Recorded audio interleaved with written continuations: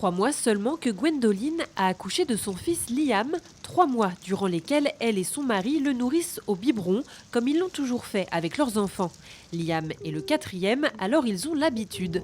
Pourtant, cette fois-ci, rien ne se passe comme prévu. Mi-décembre, le petit tombe malade. Les parents croient d'abord à une gastro-entérite. On a laissé une journée passer et on a vu qu'il forçait énormément et qu'il y avait du sang dans les selles. Du coup, on a pris rendez-vous chez le médecin traitant qui nous a dirigés aux urgences de Clocheville.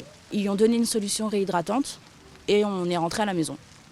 Et une semaine après, j'ai été recontactée en fin d'après-midi pour nous dire qu'il fallait qu'on aille tout de suite aux urgences, que mon fils devait être hospitalisé pour être mis sous antibiotiques par intraveineuse.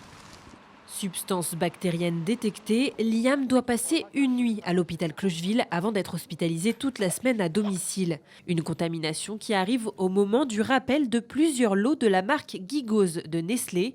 Liam, lui, est nourri avec Nidal, une autre marque du groupe Nestlé qui n'est alors pas concernée par le rappel. Mais par précaution, Gwendoline décide de jeter les boîtes et de changer de marque de lait.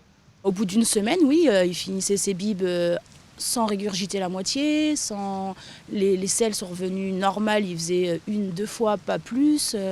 C'était vraiment autre chose, il ne se tordait plus de douleur non plus.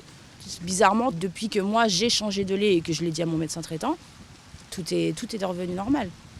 Depuis début janvier, Nestlé a rappelé les boîtes de lait infantile Nidal bues par Liam, en affirmant toutefois n'avoir connaissance d'aucun cas de maladie ou de décès directement liés aux produits rappelés. Ce rappel serait préventif. Mais Gwendoline et son mari sont aujourd'hui persuadés que c'est ce lait en poudre qui a contaminé leur fils et envisagent de faire appel à la justice. Si j'aurais pas été plus attentif, est-ce que mon fils il serait là encore là aujourd'hui? On ne sait pas. Si effectivement il y a d'autres familles et que oui, on pourrait ne pas se laisser faire en fait, c'est inadmissible. Aujourd'hui, Liam est rétabli et ses parents, bien que remboursés des boîtes rappelées, restent inquiets.